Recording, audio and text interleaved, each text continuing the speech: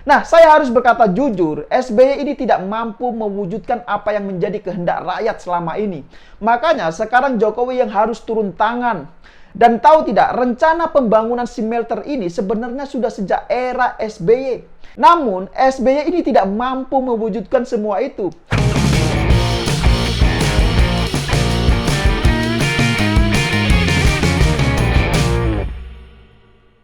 Ya, jumpa lagi bersama saya, Yusuf Muhammad. Saya senang sekali setelah PT Freeport ini berhasil dikuasai mayoritas sahamnya sebesar 51,24% oleh negara. Dan kini, akhirnya Presiden Jokowi meresmikan pembangunan pabrik pemurnian dan pengolahan atau smelter tembaga milik PT Freeport Indonesia di Kabupaten Gresik, Jawa Timur.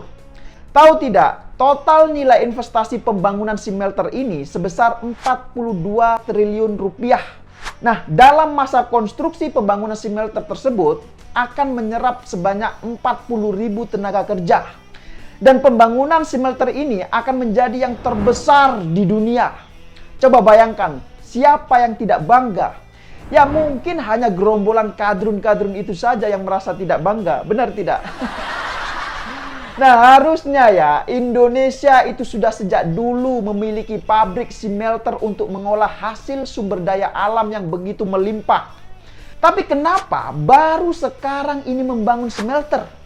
Kenapa baru di era Jokowi? Nah, ngapain saja SBY selama 10 tahun memimpin Indonesia? Apakah hanya sibuk bikin album lagu? Nah, masa ya lagi-lagi harus Jokowi? Lagi-lagi semua ini harus Jokowi. Apa-apa harus Jokowi. Bubarin Petral, sarang mafia, itu juga harus Jokowi. Menguasai mayoritas saham Freeport, itu juga harus Jokowi.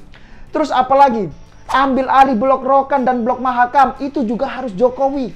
Nah, kemudian membangun ribuan jalan kilometer. Kemudian pelabuhan, bandara, pos lintas batas negara. Kemudian jembatan untuk menghubungkan seluruh wilayah di pelosok negeri ini juga harus Jokowi. Sampai urusan di tingkat RT dan kepala desa, itu pun ngadunya ke Jokowi. Kenapa semuanya ini harus Jokowi? Dan sekarang untuk membangun pabrik smelter pengolahan konsentrat, itu pun lagi-lagi harus Jokowi. Kenapa di era SBY ini tidak mampu membangun smelter itu? Kenapa di era SBY ini tidak banyak yang protes saat negara kita hanya kuasai saham Freeport sebesar 9,36%? Dan parahnya, saat sumber daya alam kita berhasil dikuasai oleh negara, para pembenci itu masih saja mengatakan bahwa Jokowi ini adalah antek asing lah, Jokowi ini adalah antek asing, pro dengan asing lah, dan macam-macam. Saya tidak habis pikir, jujur saja. Nah, padahal ya, selama puluhan tahun kekayaan alam negara kita ini dikeruk oleh Amerika dan oleh negara asing lainnya. Mereka ini diam saja, tidak ada yang teriak soal antek asing dan lain-lain. Lah, ini ada apa? Nah, banyak yang belum tahu, saat menjelang lengser, SBY ini pernah merevisi peraturan pemerintah yang dibuat, yaitu PP 24 tahun 2012 ini diubah menjadi PP 77 tahun 2014. Nah, dalam PP 77 tahun 2014 itu mengamanatkan bahwa perusahaan tambang asing hanya mendivestasikan 30% saham untuk perusahaan yang membangun tambang bawah tanah seperti Freeport Indonesia. Nah, PP ini sebenarnya melanggar Undang-Undang Nomor 4 Tahun 2009 tentang mineral dan batu bara. Undang-undang tersebut memerintahkan agar divestasi saham perusahaan asing harus mencapai 51%. Nah, pada saat itu, di era SBY, sesuai dengan kesepakatan yang ditandatangani pemerintahan SBY Budiono, Freeport-McMoRan hanya mendivestasikan 20,64% saham ke pihak nasional. Karena saat itu, pemerintah telah memiliki 9,36% saham PT Freeport. Nah, coba bayangkan, di era SBY, negara cuma menguasai 9,36% saham Freeport. Tapi kenapa saat itu tidak banyak yang teriak SBY ini antek asing? Ada yang tahu kenapa? Ya silakan berikan komentar di bawah.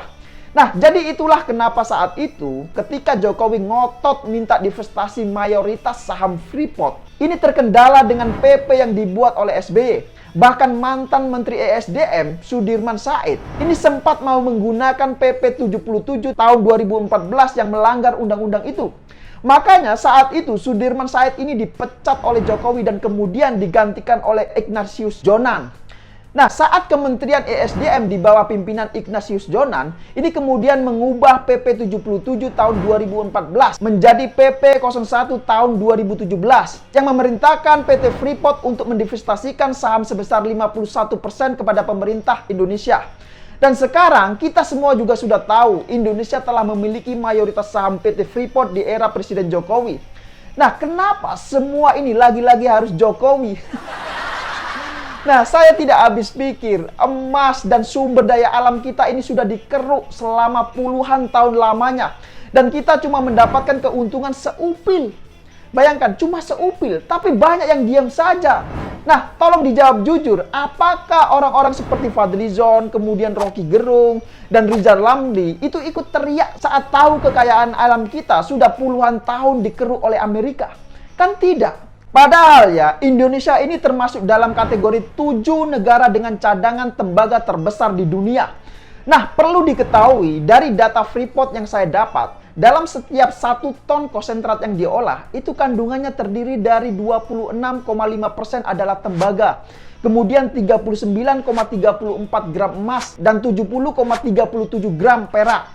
Nah, Presiden Direktur Freeport Indonesia, Tony Wenas, mengatakan berdasarkan data 2018, Freeport memproduksi 6.065 ton konsentrat per hari. Bayangkan, per hari. Nah, konsentrat ini adalah pasir olahan dari batuan tambang atau ore yang mana kandungannya itu berupa tembaga, emas, dan perak. Nah, tahu tidak, selama ini PT Freeport bisa menghasilkan 240 kg emas per hari. Bayangkan, per hari ini 240 kg emas. Nah, tentu ini sangat banyak sekali. Nah, coba sekarang dihitung. Jika sehari saja 240 kg emas, maka setahun sudah berapa puluh ton emas yang dihasilkan. Ya, hitung saja sendiri. Dan coba bayangkan, jika semua sumber daya alam kita ini bisa diolah sendiri di dalam negeri, tentu negara ini akan mendapatkan keuntungan yang jauh lebih besar. Nah, inilah alasan kenapa smelter harus segera dibangun. Karena dengan adanya smelter, maka nantinya diperkirakan negara ini dapat menghasilkan rata-rata produksi 35-45 ton emas per tahun. Yang mana nilai transaksinya ini diperkirakan mencapai hingga 30 triliun rupiah lebih. Bayangkan, 30 triliun rupiah lebih. Itu bukan uang yang sedikit, bos. Nah, saya harus berkata jujur, SBY ini tidak mampu mewujudkan apa yang menjadi kehendak rakyat selama ini. Makanya sekarang Jokowi yang harus turun tangan. Dan tahu tidak, rencana pembangunan smelter ini sebenarnya sudah sejak era SBY. Namun, SBY ini tidak mampu mewujudkan semua itu. Waktu era SBY, pembangunan smelter ini hanya sebatas wacana saja, tidak ada kejelasan dan tidak ada juga kepastian. Nah, asal tahu saja ya, sebelum adanya smelter di Gresik ini, negara-negara lain seperti Spanyol dan Jepang lah yang paling diuntungkan oleh hasil konsentrat tembaga dari PT Freeport Indonesia. Yang mana nilainya ini mencapai hingga ribuan triliun rupiah selama puluhan tahun. Nah, tentu dengan adanya smelter nanti, kita berharap akan berdampak sangat positif bagi sisi pendapatan negara dan kemakmuran seluruh rakyat Indonesia. Itulah yang kita harapkan dengan adanya smelter nanti. Nah, jadi gimana? Apakah sampai di sini sudah paham semua? Ya, silakan berikan komentar di bawah. Ya, saya kira demikian dulu opini singkat Okedum kali ini. Pesan saya terus jaga NKRI. Terima kasih sudah menonton dan sampai jumpa di episode Okedum selanjutnya.